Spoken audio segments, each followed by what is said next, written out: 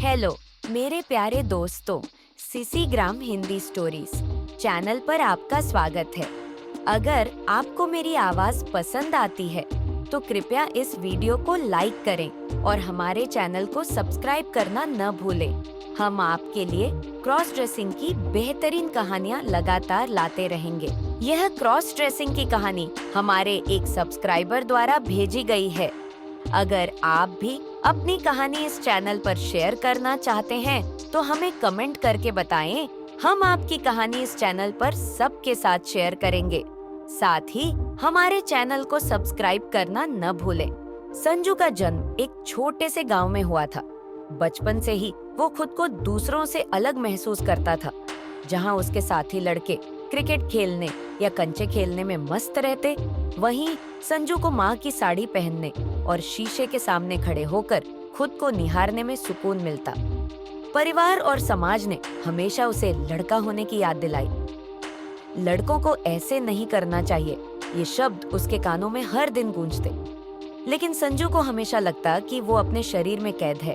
उसकी आत्मा किसी और की थी। स्कूल और कॉलेज के दिनों में उसे बहुत ताने सुनने पड़े।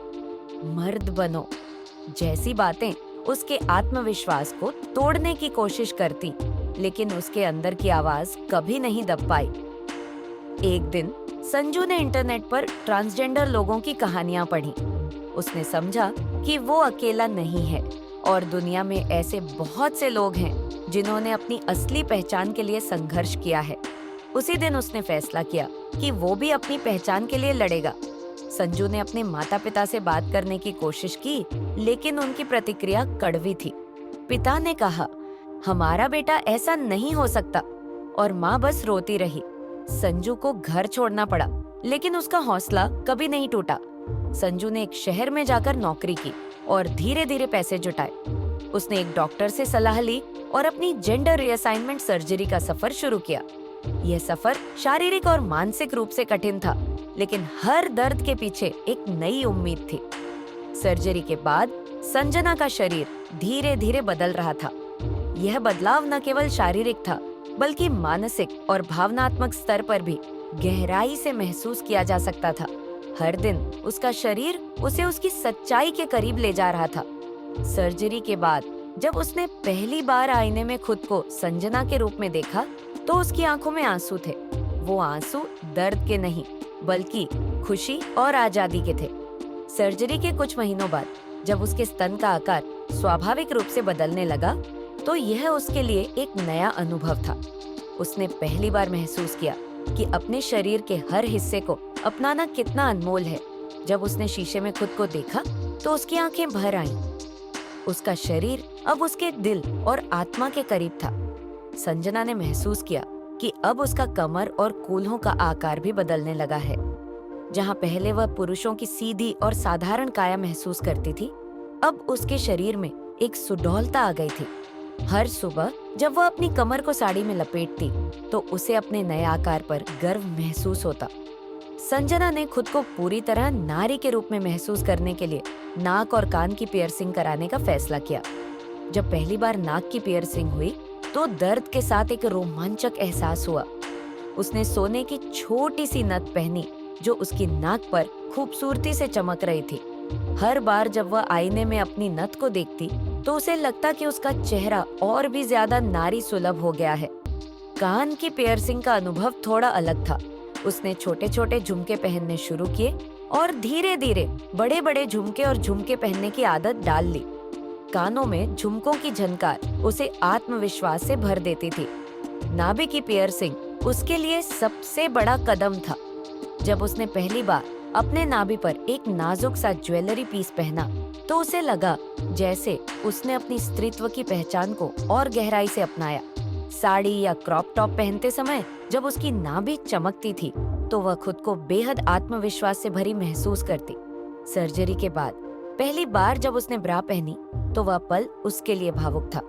उसने ब्रा पहनने की कला सीखने में काफी मेहनत की। सही फिटिंग ढूंढने से लेकर इसे आरामदायक तरीके से पहनने तक का सफर आसान नहीं था। स्तनों की संवेदनशीलता ने उसे यह भी सिखाया कि उनकी देखभाल कितनी जरूरी है। उसने मॉइस्चराइजर लगाना और सही तरह के इनरवियर पहनना धीरे धीरे सीखा। पहली बार ब्रा पहनने के बाद जब उसने खुद को आईने में देखा तो वह मुस्कुराई और खुद से कहा, यह मैं हूँ। संजना ने महसूस किया कि नारीत्व का एक बड़ा हिस्सा आभूषणों से जुड़ा है। उसने रंग बिरंगी चूड़ियां पहनने का शौक पाल लिया। जब वह पहली बार कांच की चूड़ियों को अपनी कलाई पर पहन रही थी तो उनकी खनक ने उसके दिल को एक अलग खुशी से भर दिया। साड़ी पहनकर जब उसने अपनी दोनों कलाइयों पर चूड़ियां पहनी तो उसकी हर हरकत में उनकी मधुर खनक सुनाई देती थी। ये आवाज उसे अपने नारीत्व का एहसास कराती थी। पायल पहनने का अनुभव भी खास था। उसने चांदी की हल्की पायल चुनी जिसमें छोटे छोटे घुंघरू लगे थे। जब वह अपने घर के फर्श पर चलती तो पायल की मधुर आवाज हर कदम पर उसके भीतर आत्मविश्वास जगाती। उसने नाखूनों को रंगने और हाथों पर हल्की मेहंदी लगाने की कला भी सीखी। जब उसके हाथ मेहंदी से सजे होते तो वह उन्हें बार बार देखती और मुस्कुराती। संजना को अब अपनी चाल ढाल पर भी ध्यान देना था। उसके शरीर का नया संतुलन उसे महसूस हुआ। उसकी कमर का घुमाव, कूल्हों का हल्का हिलना और उसके स्तनों की गति ने उसे यह सिखाया कि अब उसे अपने शरीर को सहजता और गरिमा के साथ संभालना है। पहली बार ऊंची एड़ी की सैंडल पहनकर चलना उसके लिए मुश्किल था। हर कदम उसे यह याद दिलाता कि अब वह अपने शरीर के हर हिस्से को अलग तरीके से संभाल रही है। कई बार उसे ठोकर लगी लेकिन उसने कभी हार नहीं मानी। साड़ी पहनते समय जब उसने अपने शरीर के घुमाव को महसूस किया तो उसे लगा कि यह कपड़ा उसके नए शरीर के लिए बना है। प्लीट्स को उसकी कमर के चारों ओर कस कर लपेटने का अनुभव उसे भीतर तक खुशी देता था।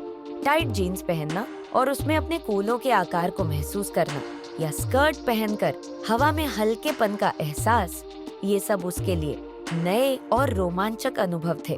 मेकअप अब सिर्फ चेहरे तक सीमित नहीं था। उसने महसूस किया कि हाइलाइटर और ब्रॉन्जर का इस्तेमाल करके वह अपने नए शरीर के आकार को और भी खूबसूरत दिखा सकती है। उसकी कॉलर बोन को हाईलाइट करना और हल्के शेड्स का इस्तेमाल करके अपने गालों को उभारना, यह सब उसने समय के साथ सीखा।